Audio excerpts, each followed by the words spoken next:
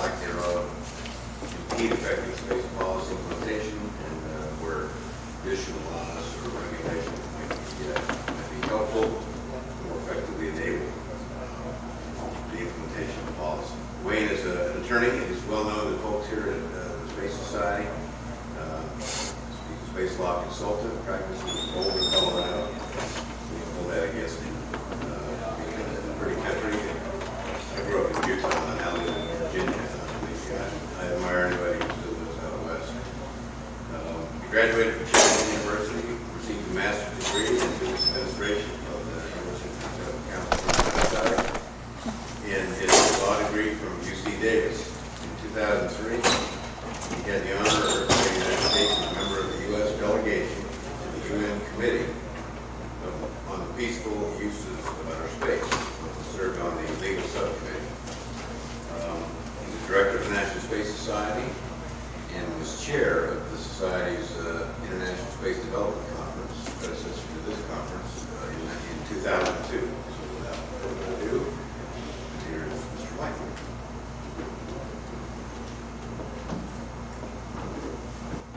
Thanks, Jeff. The title of my talk is Law and Space Policy Perspective from the Field, and I did not write the title of my talk today, and I was kind of amused when I saw it. At first I was kind of a little miffed, well, that's the inside the Beltway mentality, that everybody, there's Washington and then there's every place else. But the truth is, I think there are two sides of one coin, and I think that the people in Washington have an understanding of the politics, the nuts and bolts of how things actually happen that I envy. I wish I knew and understood more about the Washington, the politics end of things. On the other hand, I think sometimes, while they may understand the trees, I think sometimes I see things, the bigger picture, the forest, that perhaps they don't see because they have to be out there in the trenches every day dealing with the nuts and bolts of how things happen. This has been an extremely interesting year in space law, and even more so if you look at the last couple of years. And so it's a little disappointing when I see a small crowd because I think people are missing out on a very important aspect of the space program and civilian space and commercial space activity. Let me just quickly give you an overview about what I'm going to talk about today. Don't be intimidated. There's a lot on my contents here, but some of it I'm going to skim through pretty quickly. We're going to cover some key provisions of the Outer Space Treaty. I'm going to go in a little bit more depth about sovereignty, jurisdiction, and resource appropriation. Touch very briefly on the ITU, UNIDROIT, Draft Space Protocol, the Space Station Agreement, trends in international law, U.S. statutes and regulations. Next slide, please. Real property rights, resource appropriation, and mining law. These topics I'll spend a little bit more time on because they're always a favorite of National Space Society attendees. U.S. jurisdiction and authority statutes, U.S. tax law and salvage law. These are issues that have not really received much attention, but I think they should. And then I'll talk about one scenario, the situation where we have a facility at the one of the poles of the moon where they do some ice mining.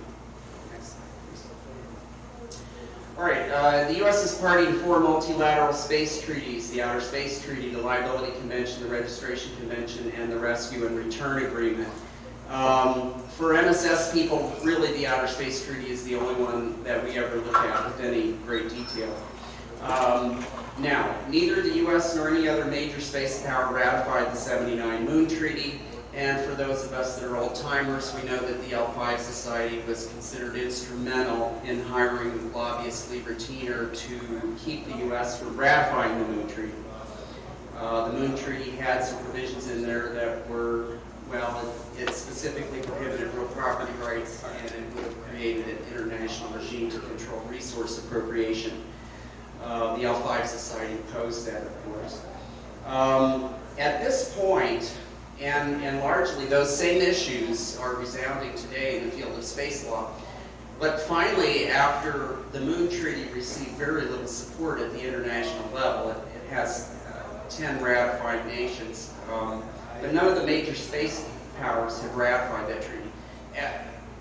In the, let's see, it came out in '79, so 20-some years since then, finally the academics in the international space law community are recognizing that there's no hope of passing a treaty that the United States or Russia or China or anybody else would, in all likelihood, sign, which would control individual nations' activities in outer space. Now, Russia and China, when I was at the legal subcommittee meeting last spring, they did speak out in favor of a comprehensive treaty, but I query whether if the United States actually said, yeah, we want to talk about that, I wonder if they wouldn't cringe and say, oh, the only reason we supported it was because we didn't think that the United States would go along. Now, realize that in the United Nations Committee on the Peaceful Uses of Outer Space, they operate by consensus. So anything, if the United States doesn't go along with it, nothing can happen. And so for that reason, there's a recognition also, I think, in the UN that we are not going to be able to go any further with any major treaties in the foreseeable future. Now, as I say up here, you know, there's some possibility we might get to the point where we have a space debris treaty or a remote sensing treaty is fairly, you know, that would not surprise me at all, and possibly something on nuclear power sources. But none of these are going to be treaties that have a broad effect on the whole field of aerospace. Now, as a result of this trend in international law, the big focus in space law has shifted to national legislation. The United States has more legislation than any other nation, but that doesn't say a lot. We don't have very much legislation, and in my view, what we have is fairly inadequate in some respects, and I'll talk about that. As a result, other nations, they've been sponsoring conferences around the world where other nations are looking at what laws have already been passed in the United States and elsewhere, and they are drafting their own national legislation to do things like jurisdiction or licensing launches, anything like that. So that's the focus, is national legislation and regulation. Now, there's this whole long soap opera history of negotiations with the Moon Treaty and the Law of the Sea Treaty. The Law of the Sea Treaty had some similar provisions. The United States and four or five other countries enacted deep sea mining legislation kind of in protest against the Law of the Sea Treaty, which had another international regime to control deep sea mining. And as a result, they did redraft the resource provisions in the Law of the Sea Treaty to something more favorable to the United States, but still not something that we're thrilled about. At this point, we still have not ratified the Law of the Sea Treaty, and my understanding is that the Navy has been agitating for us to ratify that. But the provisions that really affect the Navy, the provisions regarding straits, passage through straits, and territorial limits and that sort of thing, we have agreed to comply with the provisions of the Law of the Sea Treaty that do not have to do with resource appropriation. And so, in effect, we are following the Sea Treaty without ratifying it, with the exception of the resource provisions. But of course, there's a lot of interaction. What we do in the Sea Treaty has an effect on space law, because they all deal with appropriating resources in international areas. So a good space lawyer will have an understanding of the law of Antarctica, the law of the sea, as well as the law of outer space. So the other trend I think you see in Europe, there's kind of a demographic mirror of what's happened in the United States with the transformation of the old Soviet Union into more free market economies. They're really mixed economies, but a greater appreciation for free market principles. And even China starting to allow sales of property, real property. They don't allow you to buy the land if you're a Chinese citizen, but foreigners can own land in China. For for us, it may not appear to be a fully free market system, but considering what China and Russia had before, they've gone through some massive changes.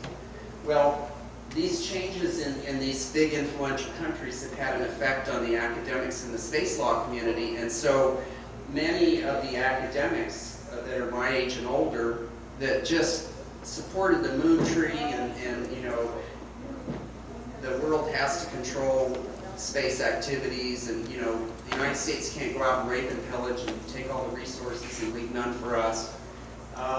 Their attitudes have reluctantly changed, and now we're seeing a greater recognition in the space law community that commercial space activity is inevitable. And so they're starting to realize that, you know, as long as we have this consensus system in the UN, that particularly the UN, or the Europeans particularly, have kind of come to a grudging acknowledgement that, well, if we can't control it at the international level, we have to try to develop national laws that will address these issues without telling other nations what to do. And so there's a greater appreciation for commercial activity, and particularly the younger Europeans. This is what I was getting about the demographics. I think that what I'm seeing from over here when I go to international conferences, it looks to me like the younger Europeans are more open to commercial activity, and I see that in the United States as well. If I talk to international lawyers that are, say, 10 years older than me, they still believe that the Moon Treaty was a good thing.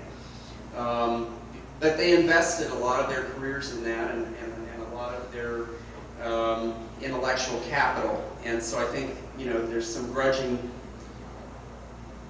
difficulty on their part to admit that perhaps they might have been wrong in their approach, I think, to be blunt.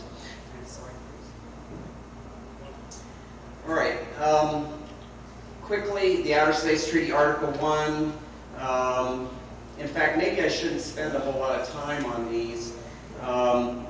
Article 2, no claims of national appropriation. What this really means is no claims of territorial sovereignty. There are other forms of sovereignty, such as jurisdiction, which are allowed. And I think the interplay between sovereignty and jurisdiction is one of the most difficult concepts for non-space lawyers to understand. Article 3 is a deceptively simple article that actually packs a lot of power. It says that parties to the Outer Space Treaty will carry on activities in accordance with international law, including the UN Charter. Well, there's a lot in the Outer Space Treaty that doesn't bang you between the eyes. If you read it and you're not an international lawyer, you won't know that there's more to it than meets the eye. And this is the key provision, because this brings in the international law principle of customary international law, which says that the custom and practice of nations can establish laws. And so all of space law is not in print. There are things that happen that establish customary law that is not in a treaty or a national law. And so I'd be particularly delighted if you came to my talk on the law of resource appropriation on Sunday, because I'm going to talk about what I believe is a new developing customary international law regarding resource appropriation.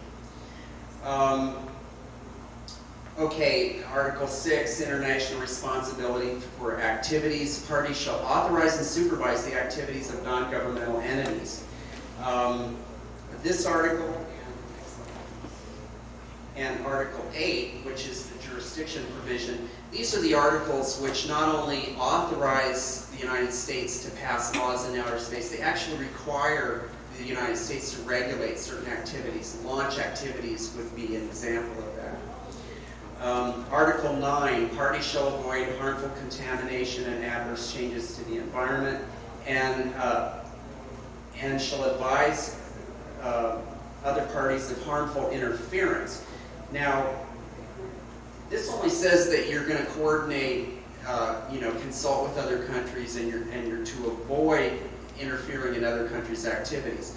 This is another example where there's more to the treaty than meets the eye, because actually a general principle of international law, which is those are also unwritten international laws. You know, you'll read them in international law textbooks, but there's no treaty that says this.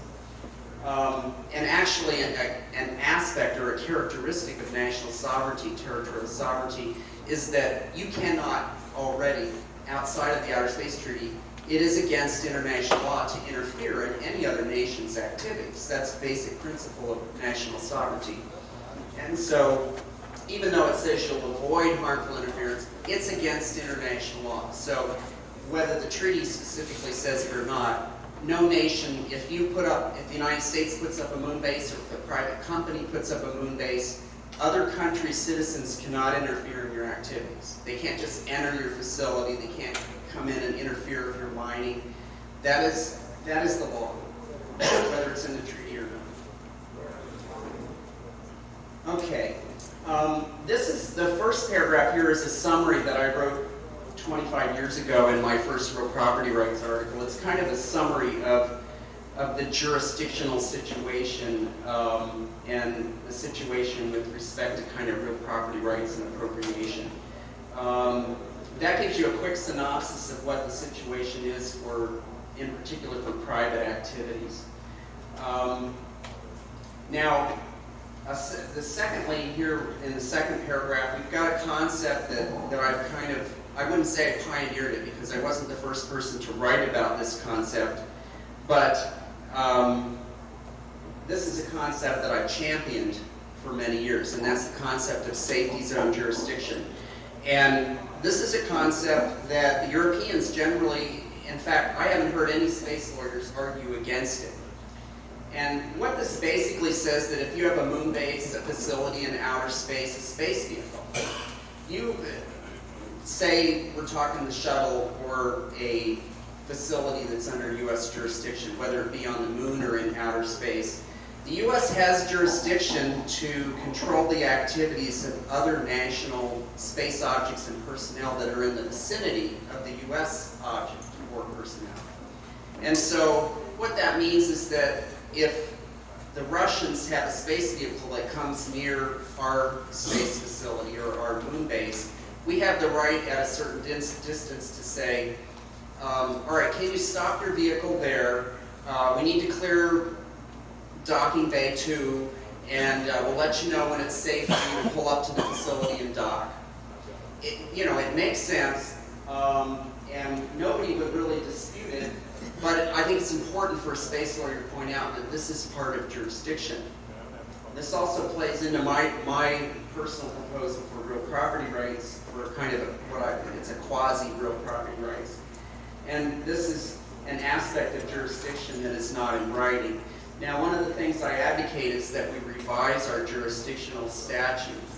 And this is kind of pushing the limits, but I'd like to see safety zone jurisdiction spelled out in the U.S. jurisdiction statute. And that's something that hasn't happened.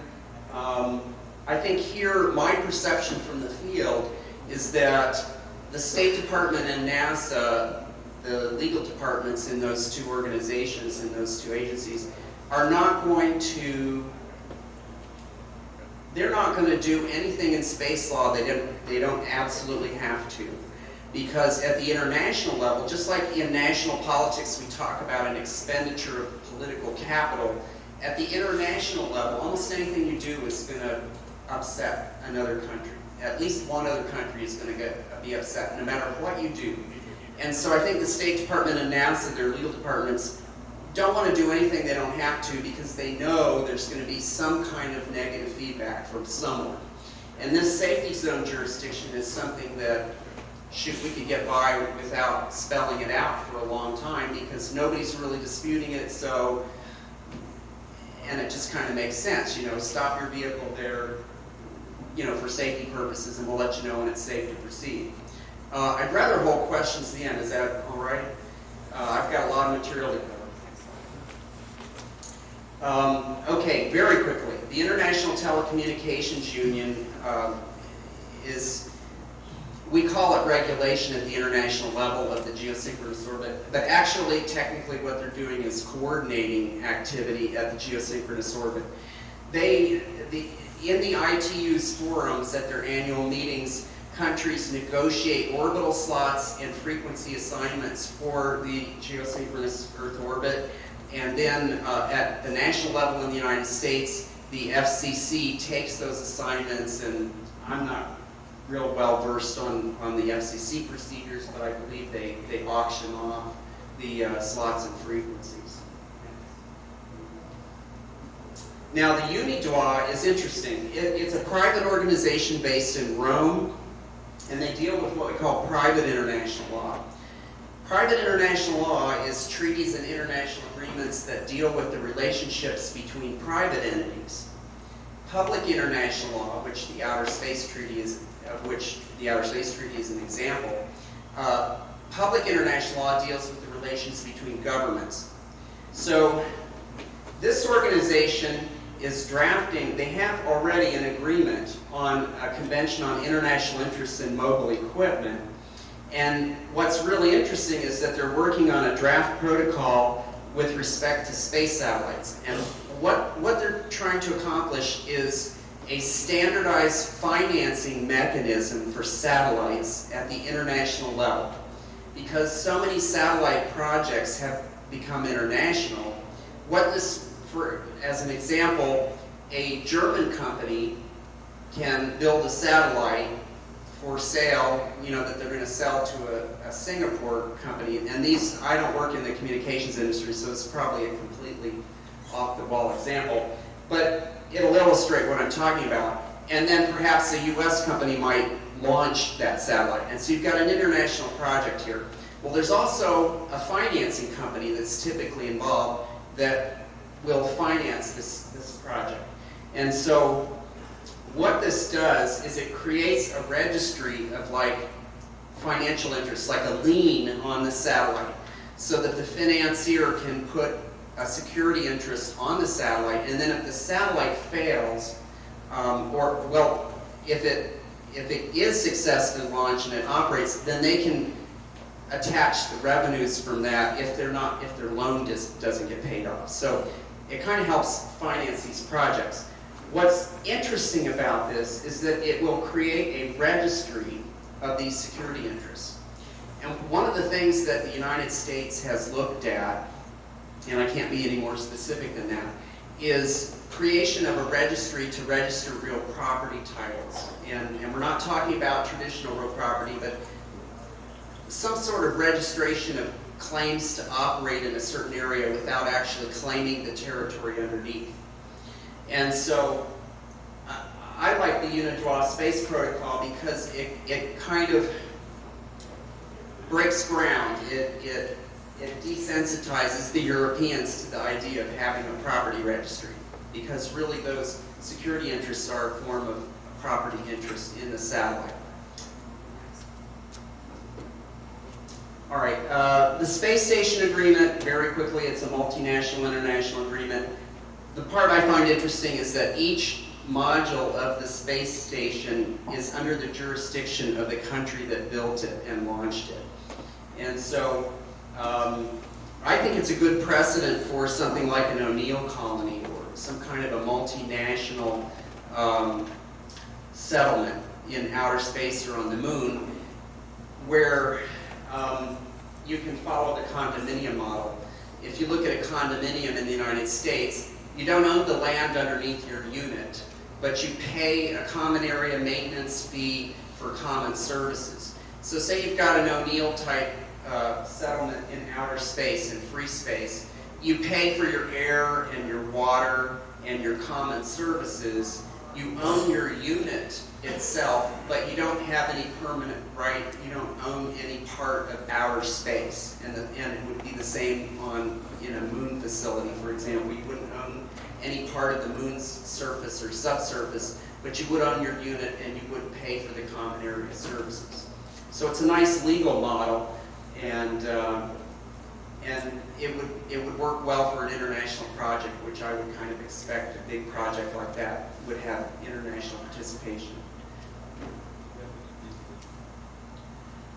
Okay, U.S. statutes and regulations. As I said earlier, the Outer Space Treaty both authorizes and requires the United States to enact statutes and regulations regarding outer space activities. The jurisdiction clause refers to space objects and personnel.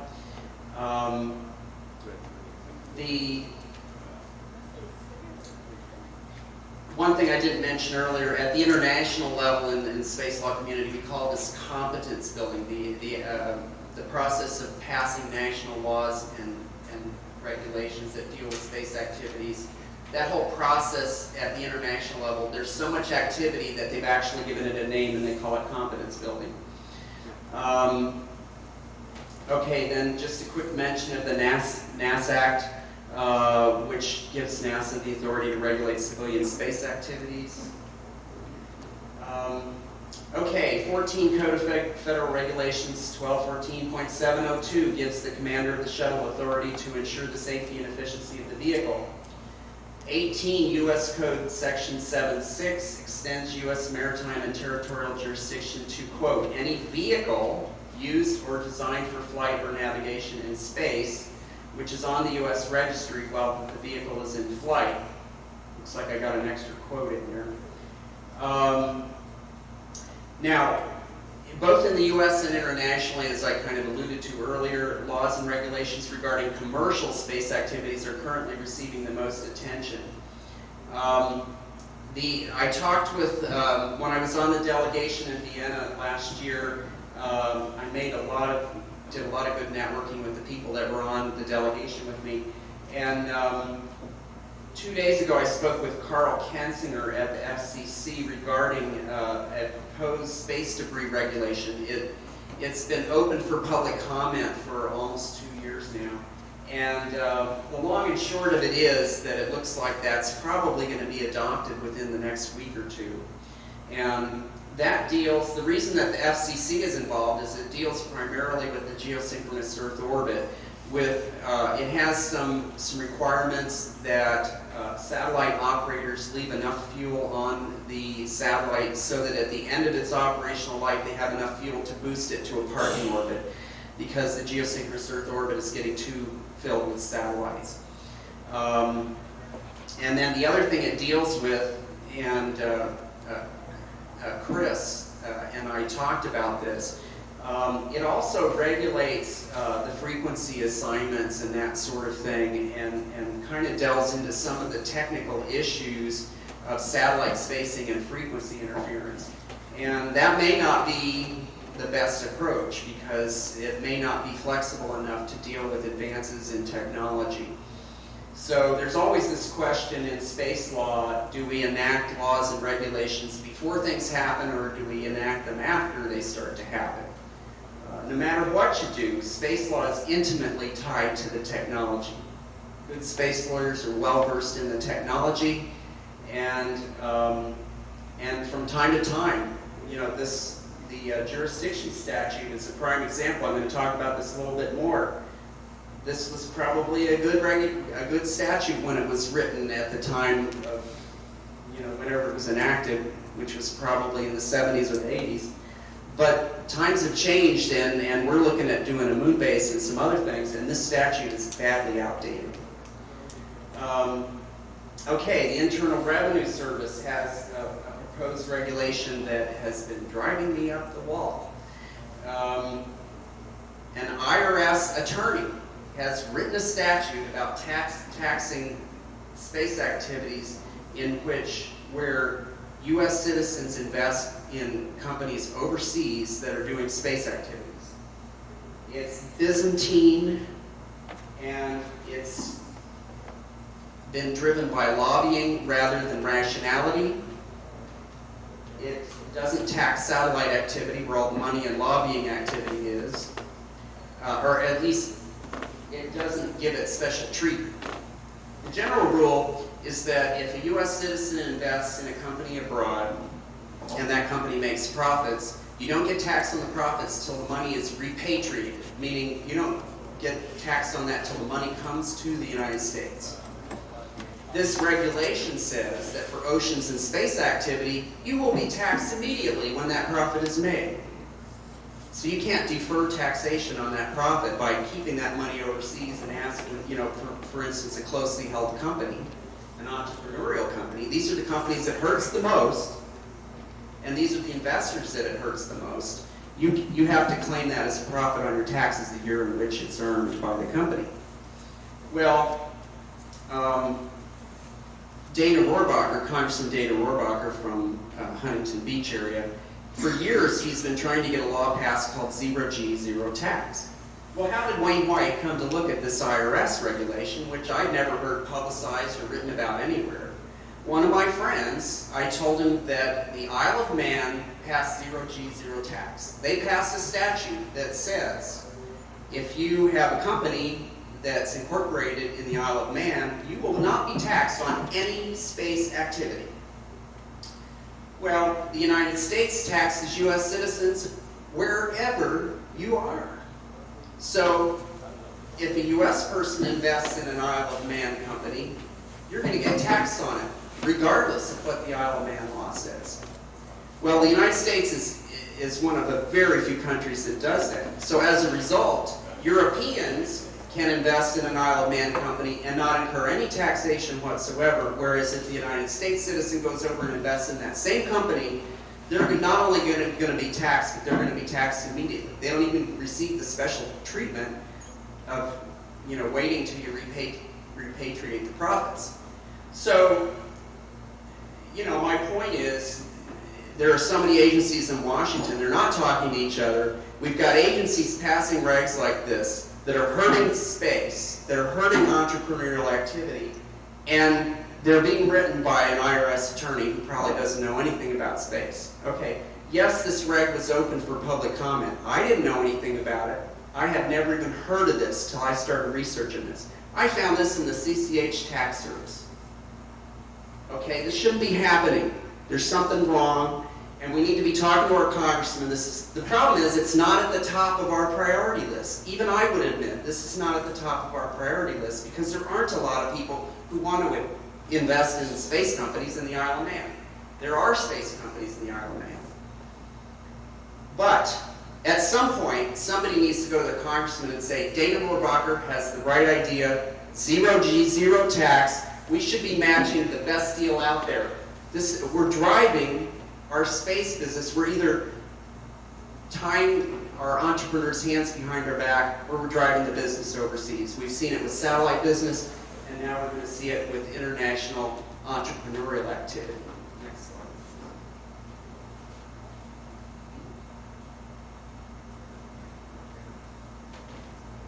We have a little break here in the room. Yeah. You want to come on up again? Are you prepared to be on this next, or is that? More or less, but Wayne can take all the time. I'm gonna run over, but I doubt we're gonna take all of our discussion time at the end of your talk, if it's okay. I'm gonna have a hard time going this long, so go ahead. Okay. I wouldn't be sure that you're not going to have a lot of discussion. I would hesitate. But we allowed 2 hours of discussion. Well, we're very verbose. Okay. All right. I'll try to make it quick. I have a lot more to cover. Wayne, is there a citation of some kind on that IRS thing? Yes, I have it with me in my briefcase. That'd be a good idea. Yeah, and if anybody wants it, I can get it to you. Is it But now statute, by the way? excuse me. Is this now statute, by the way? Or is it 26 U.S. Code 863D is the statute that this regulation elaborates upon. So this Okay, is the- this there is is a the- statute on oceans and space, but it's not nearly as detailed as the reg. But I dare you to try and understand it. I spent hours trying to parse it out. Well, yeah, but is the public comment period over now for that?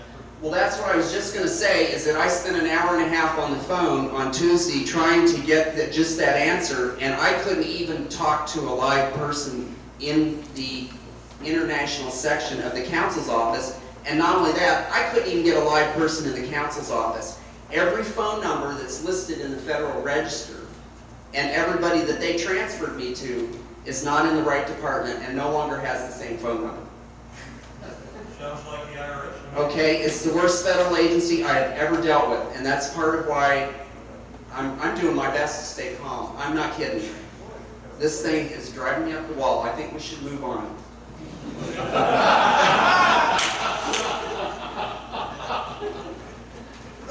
I think it's very wrong. There's something really twisted going on here. It needs to be straightened out. These are the hot topics. Yeah. Okay, those of you who know me know that I've been preaching about real property rights in outer space for 25 years. Now, this is just a brief synopsis. Basically, what I've been proposing is that we take the jurisdiction and the security or the safety zone concept, and we protect people's rights to remain at that location and to operate without interference based on the jurisdiction, without actually owning the land that the facility is under or owning the space, the part of outer space where a facility is located. This would be consistent with the Outer Space Treaty, and this goes to a central issue in space law, at least for Americans. Some smaller, I think a minority of the U.S. space community believes that we should withdraw from the Outer Space Treaty. I am not one of those people. I think there's much more good in the Outer Space Treaty than there is bad. But I think you almost have to be an international lawyer to understand all of the ramifications of the treaty.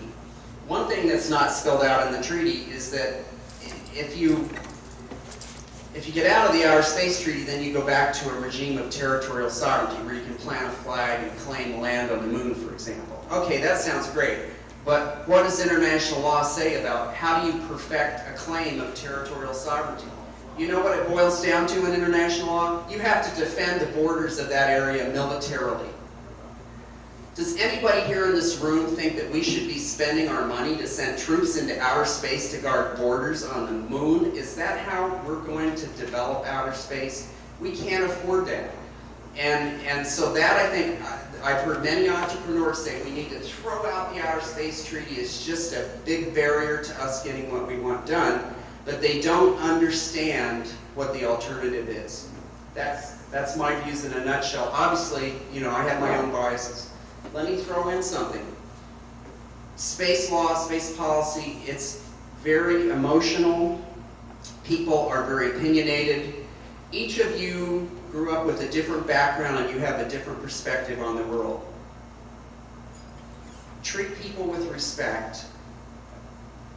Realize that everybody has a different opinion about these things, but don't hate the person who has a different opinion from you. I see a lot of emotionality in the space law field.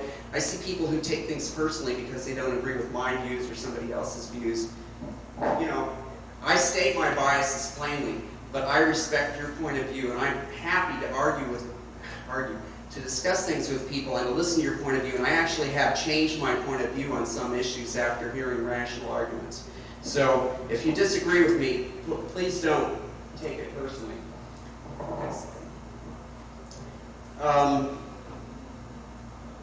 Okay, this relates to Dennis Hope and the moon deeds and all this other sort of stuff. I have a really great article, in my opinion, interpreting Article 2 of the Outer Space Treaty that really deals with the moon deed situation and all that stuff and explains why they really don't have a legal basis for those deeds. Virgil Popp, another member of the International Institute of Space Law, who I believe is currently in Paris, has also written quite a bit on that topic and has done some really good work in that area. But basically, in my view, there's no legal basis for any moon deeds in which there's no physical presence on the moon. In essence, you can't just point at something and say you own it. Next slide. Okay, and that's what this slide gets into. I'm not going to dwell on it. Then I talk a little bit about, I think the U.S. Homesteading Act is kind of a good example of what I think a property law might look like, in that I think that as a matter of policy, any real property rights legislation in the U.S. or any place else, it should be designed to encourage investment and settlement of outer space. Just pointing at something and saying you own it is not only bad law, it's bad policy, because it doesn't encourage people to go live in outer space. It doesn't encourage them to invest in outer space. And so, but the Homesteading Act, you had to go live there for a certain period of time. You had to go through certain procedures to rope off your land and say, this is where I'm going to live, and then you had to live there. There were requirements that required you to make an investment, whether it be mixing your labor with the soil or actually spending money. And I think that's a good example of, generally speaking, of what an outer space property law should be like. Now, this is one of the reasons there's been a lot happening in space law. I don't know how many people are aware, but a gentleman named Gregory Nemitz filed a claim on the Archimedes Institute registry over the asteroid Eros, and then submitted a bill to NASA for rent when they parked their satellite on the asteroid. And he went into federal court in Nevada and sued the State Department and NASA and said that they had denied him his property rights. And the court issued a ruling. The United States Justice Department, on behalf of NASA and the State Department, filed a motion to dismiss for failure to state a claim, and the court granted that motion. I've heard secondhand that Greg Nemitz may appeal. I don't know whether that's true or not. But it's a very interesting case. Greg is not a lawyer. If I had been drafting the complaint, I think I would have drafted it differently, because I think the ruling would have been far more interesting if the judge had dealt with the terms of the Outer Space Treaty. Greg argued on constitutional grounds that he had a property right, and so the judge's ruling doesn't really deal with space law, except in one respect. Implicit in the judge's ruling, what the judge says is, or actually what the Justice Department argued and the court agreed with, is the court said, the U.S. has not enacted a law similar to the deep sea mining legislation that the United States enacted, and so the treaty does not govern the activities of private individuals. And what this refers to is a concept in international law as to whether a treaty is self-enacting. And the Outer Space Treaty, so what the judge implicitly is saying, that the Outer Space Treaty is public international law. It only deals with the relationship between governments. And the terms of the treaty do not control the activities of private citizens until the U.S. enacts legislation. So basically what that's telling us is we're not going to have any property rights in outer space until nations enact national legislation. Or we have some sort of a treaty along the lines of the unit law, a private law treaty that the United States agrees to, which would govern property rights at the international level. Okay, we've covered this. And we've covered that. Okay, mining law. This is also very interesting for NSS people. I think there's a good argument that appropriation of resources is permitted as a matter of customary international law. And this is going to be one of my next articles in space law, published articles. I'm going to write about there's a moon rock case. It's called the United States versus one lucite ball containing lunar material. And basically what happened is after Apollo 11, President Nixon gave moon rocks and moon dust to various countries around the world, quite a few countries. And there was a coup in Honduras, and some generals sold Honduras's moon rock to a guy in Miami who was trying to sell it on the black market. The U.S. government caught him in a sting operation and filed a federal lawsuit to regain control over the moon rock. And sort of as a friend of the court, the Honduran government submitted a letter saying, we own that moon rock, and under the laws of Honduras, it belongs to Honduras. And the judge agreed and awarded custody of the moon rock to the United States, who promptly returned it to Honduras. And I have a copy of that case if anyone's interested. But from a space lawyer's perspective, this is evidence of customary international law. In fact, it's rather humorous. I would have to go back and look at the Moon Treaty negotiations, but it wouldn't surprise me if Honduras was one of the main people at the Moon Treaty negotiations saying, the United States can't own space resources. We need an international regime to control them. But what's humorous is that the minute they get a moon rock stolen, that's ours. We own that. And the fact of the matter is that none of the countries that receive moon rocks from the United States have stood up and protested and said, we don't own this. This is the common heritage of mankind. No, they all say this belongs to us. And so that's part of what customary international law is about. The very lack of protest can establish law.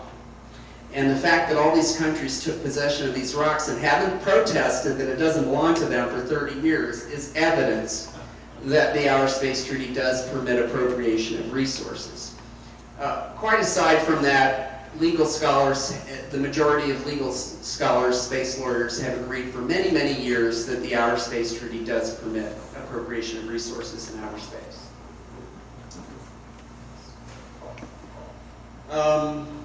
Okay, and now one of the things that's been most contentious about my writing on real property rights is my argument that Article 2 of the Outer Space Treaty does not prohibit private appropriation.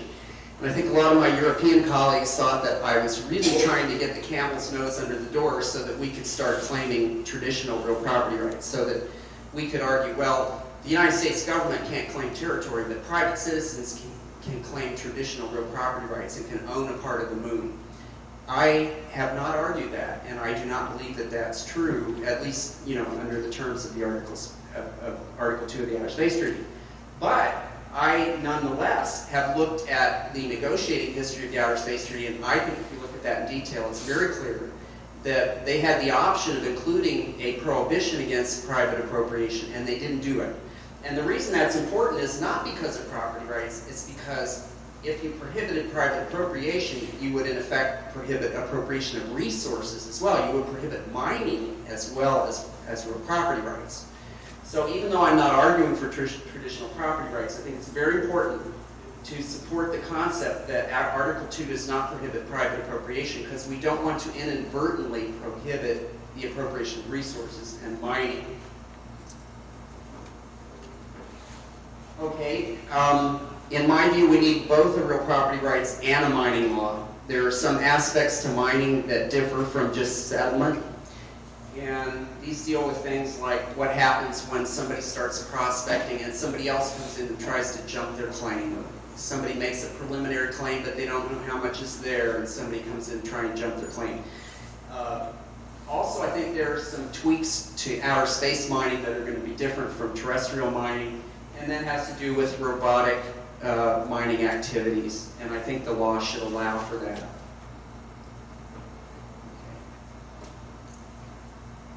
And that's called telepossession, and we actually have a U.S. District Court case that deals with a treasure ship, which allowed robotic telepossession. It allowed somebody to claim a treasure ship by sending a robot down and bringing up a piece of coal, from which they called a valuable mineral. One thing a mining law would do is specify that ice is a valuable mineral, and that's something that you can mine, and that it would be protected by mining law.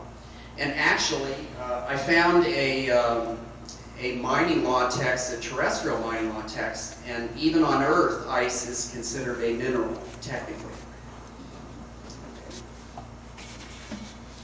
All right, as I said earlier, we need to amend 18 U.S.C. Section 7.6 so that it's up to date and so that it provides and allows for the kind of activity that we're looking at, such as a moon base.